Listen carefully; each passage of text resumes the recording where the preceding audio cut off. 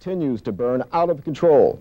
News Center 5's Keith Copeland is at the scene. Keith, what can you tell us at this time? Well, Bob, the fire broke out at about 9:30 this evening, and since that time, over a dozen local volunteer firefighters or fire companies have spent the last 2 hours battling flames and smoke here. Now, you can see at one point flames were literally kicking about 30 or 40 feet above the building, and we believe this is in the plastics warehouse at Syroco. And a few minutes before, we spoke with an employee of the business who had to evacuate after the fire broke out.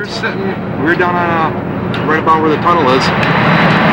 Next thing you know, a tow motor comes down. There's an announcement that there's a fire and everybody get out. And nobody really knew what happened. We get out here and the roof's collapsing in.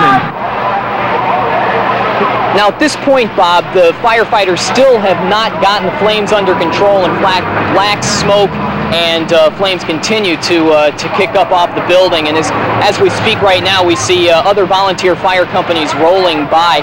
As we understand, there has been at least one injury as a result here. A woman apparently had taken in too much smoke and she was taken away. I saw another ambulance roll by a few minutes ago, and apparently someone was inside there. We don't know if it was a firefighter or just a bystander, and the extent of the injury is also unknown at this point. Bob?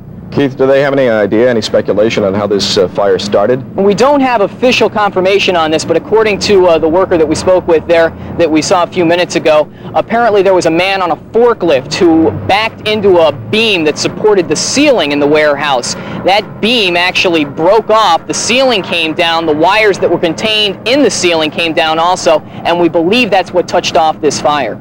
All right, since they manufacture plastics there, plastic furniture and whatnot, there was much fear about that fire, the smoke coming from the fire being toxic, and we heard initial reports that nearby homes were evacuated. Any truth to that? Well, they were keeping a close eye on the winds. They were actually waiting to see which way the winds would be blowing, and there was talk before of evacuating. There's actually an apartment complex off to the other side of Route 48 where Syroco is located, and maybe a few hundred families live there, but at this point we are unsure if they've actually started the evacuation process. I'm standing maybe about 500 or 600 yards from the building itself, and I can't smell any smoke or any burning plastic, but Ed Hallenbach, the Van Buren town supervisor who was here about half an hour ago, told me they actually store tires and paint thinner also in the rear of the building, so that may also cause problems for firefighters who really at this point don't appear to have the fire under control. All right, so the fire did start 2.5 hours ago and they're still at it. Exactly, and like I said, we had at least a dozen companies out here fighting it. We have a Air One helicopter up in the sky sizing things up.